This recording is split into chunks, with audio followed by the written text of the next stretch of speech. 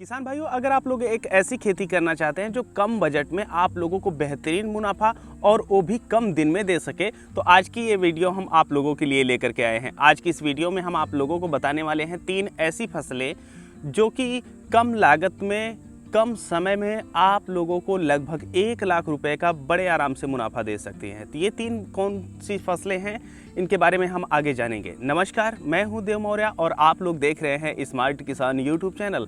अगर अभी तक आप लोग स्मार्ट किसान यूट्यूब चैनल को सब्सक्राइब नहीं किए हैं तो सब्सक्राइब करके बेल का आइकन दबा दीजिए, जिससे आप लोगों को खेती बाड़ी से संबंधित सही सटीक और व्यवहारिक जानकारी समय समय पर मिलती रहे। तो किसान भाइयों, सबसे जो पहली हमारी फसल है ये है धनिया की खेती।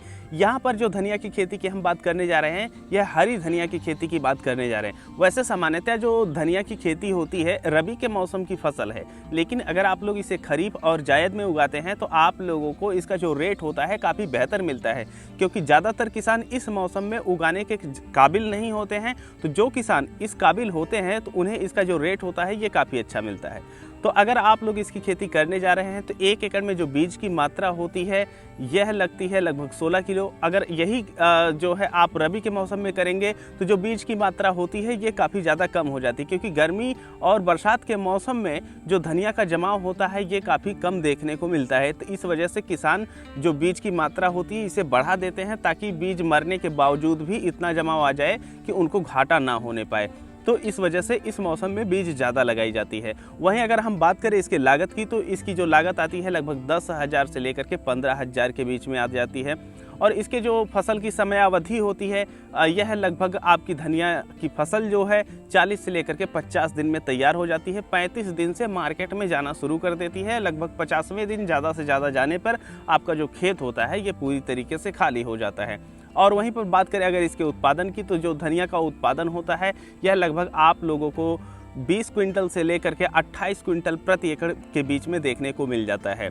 और बात करें इसके रेट की कि अगर आप लोग खरीफ और जायद गर्मी और बरसात में इसकी खेती करने जा रहे हैं तो रेट आप लोगों को क्या मिलने वाला है। देखिए, इस मौसम में हम आप लोगों को जैसा कि पहले बताया कि काफ़ी सारे किसान इसको उगा नहीं पाते हैं, तो इसकी वजह से जो मार्केट में धनिया आती है ये काफ़ी कम आती है, लेकिन मांग उस समय काफ़ी ज़्यादा होती है। तो इस वजह से जो इसका रेट होता है काफ़ी अच्छा मिलता है। और हमारी बातों पे अगर आप लोगों को यकीन ना हो तो अभी आप लोग गर्मी या खरीफ के मौसम में इस वीडियो को देख रहे हैं तो आप लोग जा कर के अपने यहाँ मार्केट में पता कीजिए धनिया का रेट। उसके बाद आपको अंदाज़ा लग जाएगा कि हम यहाँ पर क्या चीज़ आप लोगों को बता रहे हैं। तो इसका जो रेट आप लोगों को मिलने वाला है यह लगभग 40 रुपये किलो से लेकर के 80 रुपये किलो तक आप लोगों को देखने को मिलेगा।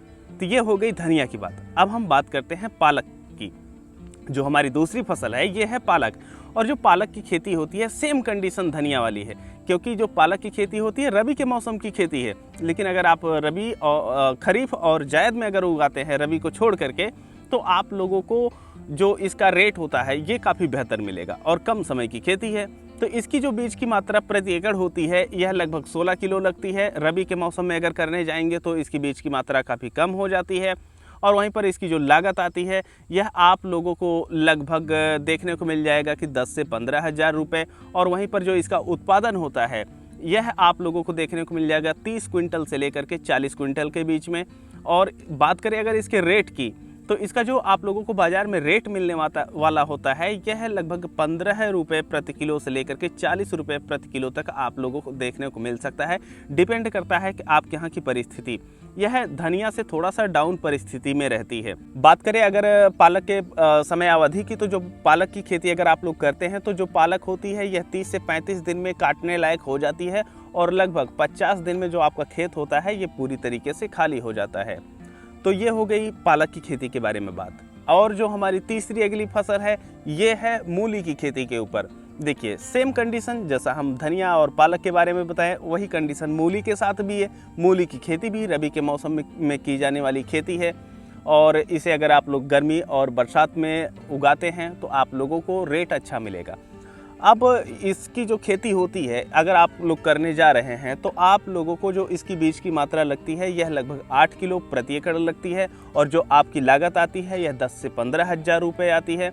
जो इसका उत्पादन होता है यह आप लोगों को लगभग 30 क्विंटल से लेकर के 40 क्विंटल के बीच में प्रति एकड़ मिल जाता है। और वहीं पर जो इसका रेट होता है यह भी धनिया के बराबर लगभग मिलता है। आप लोगों को 25 रुपये से लेकर के 60-65 रुपये तक का थोक रेट देखने को मिल सकता है। तो ये 3 खेतियाँ थी जिनको आप लोग कम लागत में कम दिन में करके बेहतर मुनाफा कमा सकते हैं। लेकिन मैं खुद किसान भी हूं और इसकी खेती भी करता हूं, तो क्या परेशानियां हमें झेलनी पड़ती हैं, क्यों किसान गर्मी और बरसात में इसकी खेती करने से बचते हैं।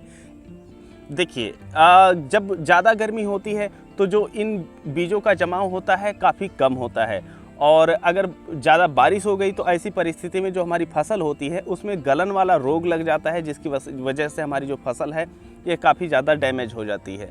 और रही बात जब किसान इसको अच्छी तरीके से नहीं उगा पाएंगे तो मार्केट में आएगी नहीं, जबकि मार्केट में जो मांग है ये बराबर बनी हुई है। तो इस वजह से आप लोगों को इसका जो रेट होता है ये काफ़ी अच्छा देखने को बाज़ार में मिलता है।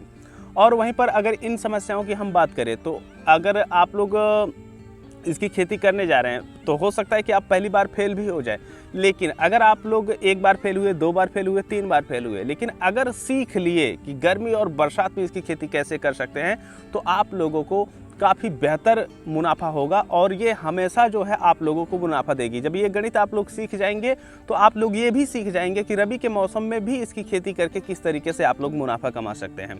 तो अगर आप लोग इसकी खेती करने जा रहे हैं तो कुछ चीज़ों का ध्यान दें। आपके खेत में बरसात का पानी नहीं लगना चाहिए, और अगर आप लोग गर्मी में इसकी खेती करने जा रहे हैं तो खेत में हमेशा नमी बना के रखिए, खेत को खरपतवार मुक्त रखिए। अगर आपकी फसल में गलन वाला रोग लग रहा है तो ऐसे में आप लोग प्रोपिकोनाजोल 1.5 ml प्रति लीटर स्प्रे करें, और वहीं पर अगर पत्ती खाने वाले कीड़े लग रहे हैं तो आप लोग इमिडाक्लोरोप्रिड 2 ml प्रति लीटर मिला करके अपनी फसलों में स्प्रे करें, जिससे आप अपनी फसल को बचा सकते हैं। तो ये थी कुछ सावधानियां जिनको आप लोग इन फसलों के दौरान कर सकते हैं और अपना उत्पादन लेकर के आ सकते हैं। अब हम आखिरी बात ये बताना चाहेंगे, यहाँ पर जो हम आंकड़े दिए हैं यह काफ़ी वास्तविक आंकड़े हैं, हम किताबों से आंकड़े नहीं लिए हैं। जो हमें खेत से मिलता है वही आंकड़े हम आप लोगों को यहाँ पर देते हैं, क्योंकि हम इसकी खेती भी कर रहे होते हैं। तो आप लोग ध्यान दीजिएगा, अगर आप लोग प्रोडक्शन करके मार्केट में अपना प्रोडक्ट लेकर के जाएंगे तभी यह रेट आप लोगों को मिलेगा। और दूसरी बात कि यह चीज़ें जैसे जहाँ पर मौसम का परिवर्तन हो जा रहा है तो उत्तर भारत में यह आंकड़े आपको ज़्यादातर इलाकों में देखने को मिलेंगे। वहीं पर अगर आप लोग दक्षिण भारत में जाते हैं तो वहाँ पर बहुत ज़्यादा गर्मी नहीं पड़ती है और बहुत ज़्यादा ठंडी भी नहीं पड़ती है, तो आंकड़े में आप लोगों को परिवर्तन देखने को मिलेगा। तो ये सारी चीज़ें हैं जो इन फसलों से रिलेटेड थी, हम आप लोगों को बता दिए।